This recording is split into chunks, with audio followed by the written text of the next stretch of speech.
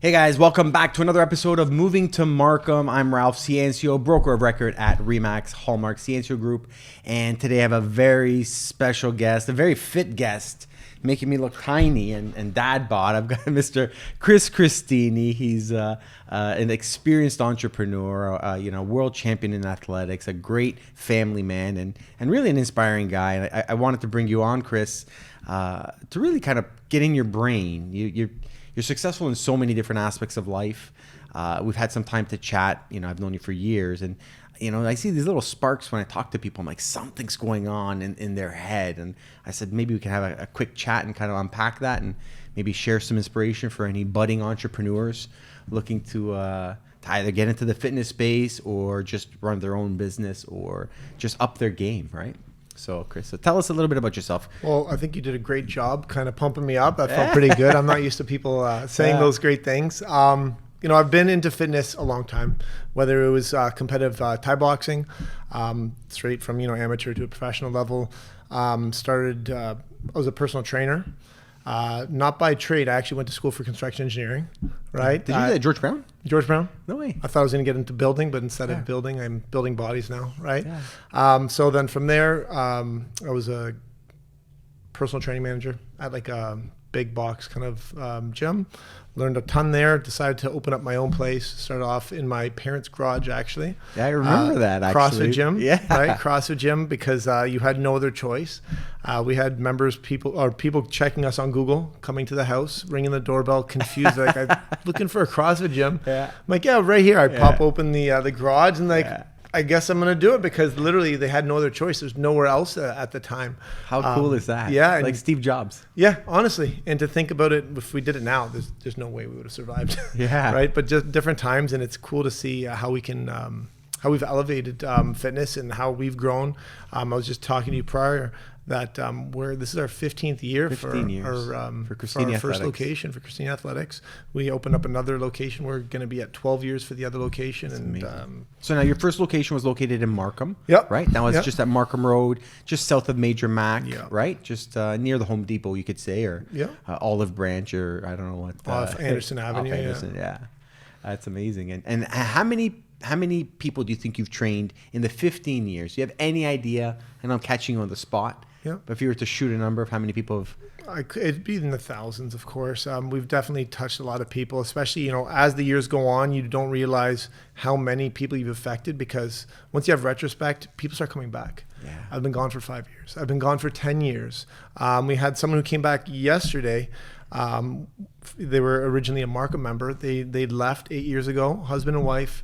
Then now they moved to Woodbridge. So they came to us and they're like, we haven't been in good shape. It's been about 8 years and we've tried so many different things. And obviously I'm going to be biased and say it's our fitness training. Yes, it's one of the reasons why, but I think it's the way we're able to connect with people. And I think that's the game changer, whether it's, you're selling real estate, you're into fitness, anytime you're running a business, if you don't know how to connect and maintain and build on relationship, you're really not. I think you hit it right on the nail, because if you think about it, and like I see people, with that explosion of at-home fitness through, pandemic, and people working out at home, and that was a fad, I think, and really a weight is a weight. You could argue that it's totally commoditized. Lifting 60 pounds is everywhere in the world, this exact same thing. But if you're doing it in an environment where there's community, where there's support, where there's friendship, where there's fun, that's what's going to get you coming back, right? And I think that's what you guys nailed. Like 100%. I worked out in your gym,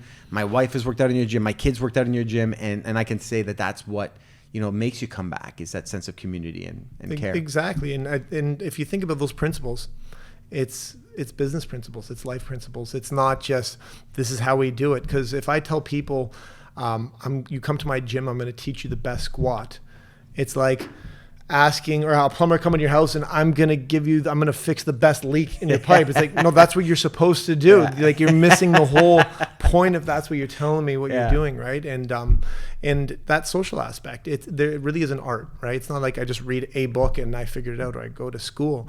I think it's life experiences, right? And I think something special about, the fitness industry is kind of like being in the real estate industry, where you meet all walks of life. Yeah. If I work in just construction, chances are 99% of the time I'm around people in just construction. So I'm dealing with that culture, or people just in finance. I meet people from all walks of life, all well-to-do and successful in their own realm, and they all have something consistent with them, right? They understand principles. They understand consistency. They have drive because they understand that things take. If you're not working with a process and something's not structured, you really don't know where you're going. Yeah. You're not going to have confidence with what you're doing. You're not going to be consistent. You're not going to want to work hard because whether I start today or next week, who cares? It's like people going to the gym and like come from a regular gym. They're not on a program. They don't know what they're doing. If they miss this week or next week, it doesn't really matter because they're just kind of going with the flow, right? And that's why they're always 1 foot in, 1 foot out. Yeah. Right? Lack of a process leaves you blind, exactly. Right? But you see successful people, they know where they want to be, yeah. right? If they don't know how to get there, they're going to look for professionals that have already been there. And you're like, oh my God, like how is this mind blowing for them? It's like getting a personal trainer. It's like, you want to get fit, guess what? I know how to get fit. Yeah. I have all the processes, all the procedures. You have to follow the path. For sure. And you have another advantage as well, as you have perspective, because you've seen people start this journey in the same position as, your client comes in. You've seen that position before, and you've seen the progression of what's worked well and what hasn't. Yeah. But also when people are doing a function, they're moving, you can adjust because you can see it. I remember when I was in university, I had signed up with the YMCA in Guelph. They had a nice gym not far from campus. Sure. And they said, oh, we can set you up with a personal trainer. And I said, I don't need a personal trainer. Come on, I'm 20 years old. I'm Ralph Ciencio. I don't need it. Yeah. I can do it myself. And I was crushing these, tricep pull down, tricep extension. And they send over this, 5'1" blonde lady, very nice, very, very petite. And I said, I was expecting the Hulk to come and teach me how to. And I was like, all right, I'll do it. Like, we can hang out for an hour. And I start doing it, and she just she changed the weight from like maybe 60 pounds to 20 pounds. And I'm like, all right, what am I gonna do with 20 pounds? And she literally just tucked my elbows in. That's all. She just did this. Yeah. And I couldn't put my hands higher than my head for like a week because my triceps were just exploding. And sometimes it's just a small tweak. That's it. That's all it is. Exactly. Fine tuning and just the right perspective, the right person. Yeah. Is life. It could literally be life changing. Yeah.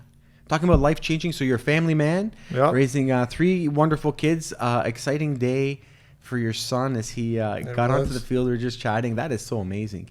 So your son got out on the field with TFC. Yeah, he walked out yesterday. I think it's important for these kids to find ways to touch their dream and make it a reality and figure out that it is possible, right? Especially if you have the opportunity, right? So it becomes normalized. Like we're season ticket holders for TFC. My son's obsessed with soccer. And, watching him see these professional athletes, it's like, Dad, I could do that. He made this mistake. He should have done that. Yeah. He should have practiced with his left foot, right? Yeah, exactly. So he starts to realize that these people are not just, untouchable human beings, right? Yeah. There's a process they followed, and seeing this process, for them to, walk out in the field and see, okay, he's big, but he's not that big. Yeah. He's not, they're not like gods that are untouchable, right? And it's the same thing, I think.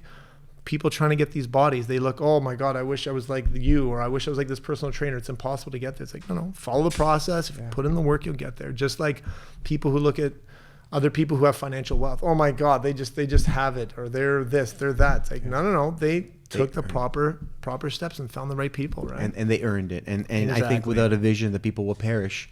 And, for your son to walk out with a professional athlete onto the field, 30,000 screaming fans, that's something that etches in their mind of like, this is an experience I want to replicate. Exactly. We recently had a soccer tournament for Julian in the United States. Yep. And on the way down, our plan was to stop at a university at Duke and tour the facilities, because I want to show my kids what is it like to be a professional, or at least a college professional athlete, and show them a varsity life. And if you choose to stay with athletics, this is one path.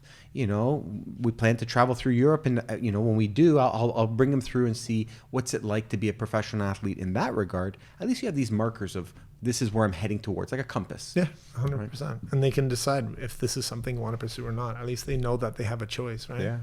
Yeah. And so you recently moved from I guess Greensboro area to Markham Village-ish area. Yeah, it's been a year this month. We actually finally moved in. Wow. Yeah. A year. That's unbelievable. Yeah. And any changes? What would you say? Life-changing. I mean, remember we were, we wanted to move out, and we wanted to, obviously get a bigger house. We had a third one coming. Yeah. And we're like, we've kind of outgrown it. It's been great, but we also wanted to have our kids to grow up with the community, like how we used to grow up back in the day with kids in the neighborhood, you know your neighbors, having right? friends, it was so important for us to find that community. We were looking during COVID market, right? Got outbid a bunch of times. My wife freaking out. We're gonna have nowhere to move, nowhere to live.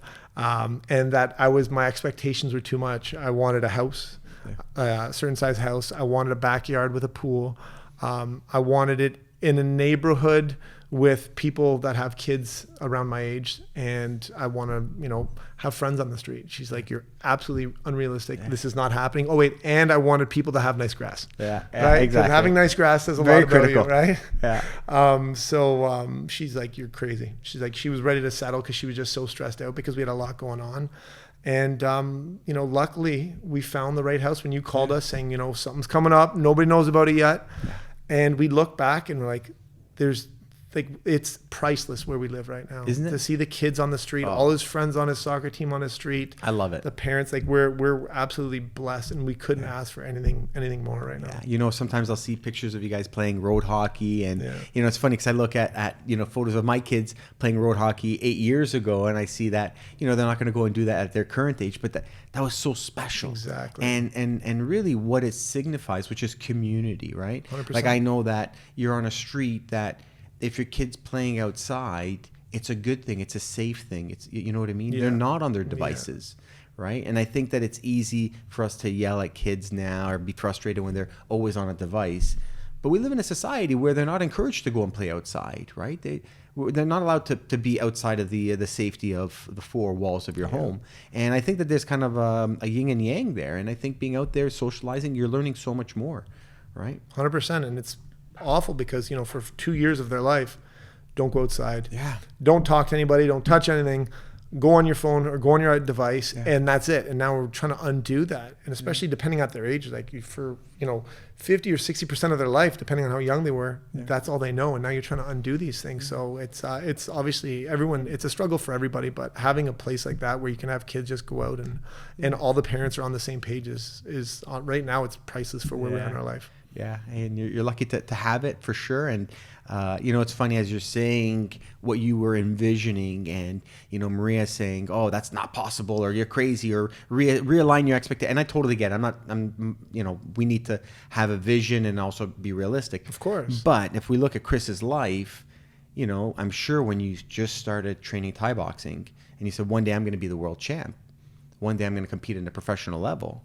People were saying, "No, you're crazy." Yeah, and then you said, wasn't even legalized when I started. Yeah, I remember you used to do those private, those in like a banquet hall, like a dingy factory. Yeah, it wasn't legalized in Canada before I even started, but I just had faith and stuck with it. And then now you went into entrepreneurism and entrepreneurialism, opening up your own gym when you were working for someone else, and now you're saying, "I'm doing it on my own." Yeah. And so many people could say, "Oh no, that'll never work. And you say, "Yeah, watch me." So I think that there's something in there in terms of having a vision of what you want. Being committed, being willing to work at it. You didn't just simply say, "I want to have a gym." You were willing to work and really, really work at achieving that. In terms of finding the right home, you were working at that. You had a vision, you were patient, and you were prepared. One thing we always tell our clients and tell our friends as well is, rush to the preparation so that you can be ready for the opportunity. Yeah. Because great opportunity knocks quietly. The best opportunities don't knock at all. And I think that's, like you said it perfectly, because that's something like me and my brother's my business partner, something we live by daily, because we know that if we miss that opportunity because we're not prepared, that's something we can't forgive. So you have to, every day you're working for a purpose. Yeah. Oh, that's amazing. And so what's the future of fitness, future of your business? I see some, technology within, having the app and having, web support. What would you say the future of physical fitness is going to be?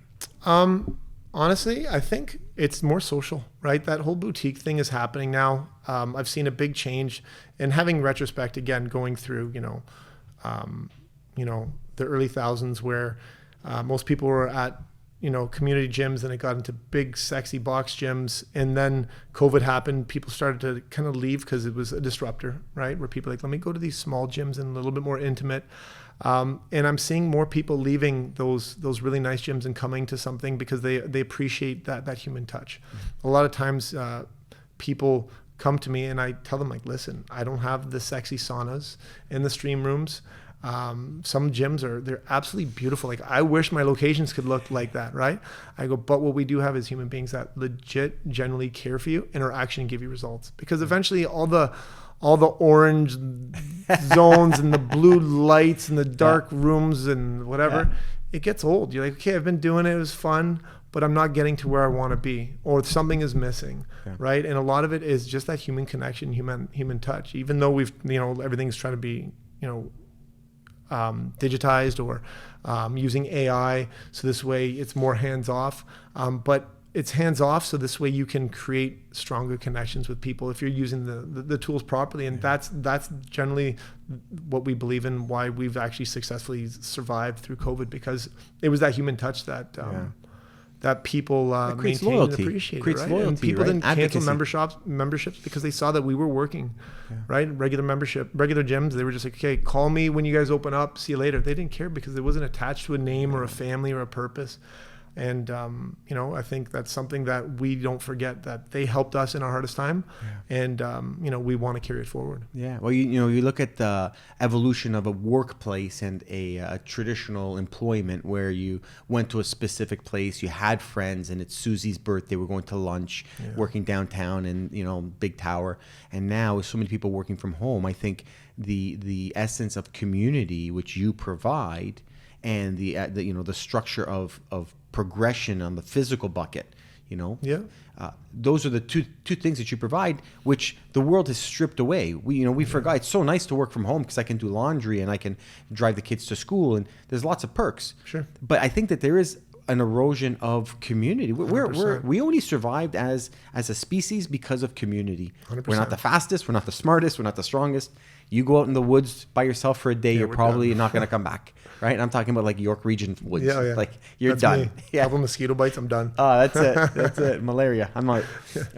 So I think that's what has helped us to survive, and I think it's ingrained in our DNA and our programming to say, we are with people who have like-minded values, and we're here to grow together. 100%. Yeah, we collectively elevate each other, right? So we're strong as our whole. So I think that's exactly like our community. I had someone come in today who is freaking out. He's going to sign up and he wants to know, okay, I'm going to call you. Can you activate it the day I want to actually come? I'm going to pay now, but I don't want you to do it on this certain day. I'm like, can you, like, he was so high strung about it. I'm like, can you relax? I'm like, I have your credit card. Just let me know a day whenever you want. Call me and I'll do it. He's like, well, I'm just not used to this. Like, usually they want my money right there and then. I'm like, I want people to be here that want to be here. If someone's only here because they have a membership and they're waiting for it to end, that means you don't want to be here and you're going to be a cancer to my community. Because we all know and we all have self-respect and respect for everybody else. We're here to elevate each other. And it's not to bring each other down. Oh, I'm stronger than you. I'm stronger than that person. This person sucks. It's, hey, try to do this. Try to do that. So everybody collectively helps everybody, which elevates everybody, right? Yeah. And it forces me to have to keep up to my community, right? Yeah. Because they want to be here because they see what we're doing for them. But I have to stay on my toes and keep showing them what we're doing. We have to keep showing them more value for them to stay, right? Because if not, I become like everybody else. Yeah, absolutely. So you're driven to serve others, but driven to improve yourself as well. Yeah. And who knows, maybe one day your kids will take over and, you'll... as long as they're happy, whatever they want to do. You'll be working out like your father-in-law, just still there, crushing it, He's going. 66 years old. Top of class. It's inspiring. Absolutely. Yeah. Anything else on your mind? Anything? Let me ask before we kind of close out, what are you reading right now? Honestly, I have a bunch of different books depending on how my day goes, right? On the way to work, on the way back to work. I just, I'm reading the Tao of Charlie Munger. Obviously, we hear a lot about, oh my God, what am I trying to blank? Who's that? Berkshire Hathaway. Yeah, it's... oh my God, Warren Buffett. Warren Buffett. Right, because we always hear about him, but we don't necessarily hear about his right-hand man, right? And the reason why he's successful. And so I'm listening to that book right now just to hear his perspective and hear his influence on Warren Buffett. Because again, we always hear Warren Buffett, but we don't realize that he's not a stupid guy. He set up all kinds of people to make smart decisions for him, to make him look like a genius. To filter all the questions to the top. Exactly. So I'm listening to that book. I got like 3 other books going on right now. The 33 Laws of War. It's a long book, but the perspective you get, it dives back into history and shows all different, like so many different parts and times of history where different personalities clash with other personalities, and it gets you to think, how people work, not how to manipulate people, but just to understand how people work and how to converse with these types of people, because people are so dynamic. There's so many different types of people, but it gives you such a good perspective, and it lets you see things that you'd never seen before through relationships and why things happen. And it's such a cool lifelong book that everyone should listen to. Yeah, amazing. I'm just rereading now Living with a Seal. That's the book from Jesse Etzler, where David Goggins was living with him for a month. Okay. So I listened to it. I actually met Jesse Etzler just at the start of pandemic, and he did a talk at the stage for Tony Robbins, talking about taking in this seal. And at the time, nobody knew it was David Goggins, who blew up. Like, he's in my feed like crazy. Yeah. And so, I'm listening to it now with my sons, and actually my daughter loves it as well. And so it's this kind of story of how this regular businessman just, had to do Navy SEAL training in New York City every single day. And it's, it's interesting. It's fun. That's cool. But, yeah, cool. Well, listen, I appreciate your time being here, Chris. I know it's a lot of us to ask for you to come out and share, but you've always been open to sharing and growing, and that's one thing that I find inspiring about you is your constant passion for growth and your willingness to share and contribute to others makes you a great person, a good friend. Thanks, I appreciate you having me. Yeah, thank you so much.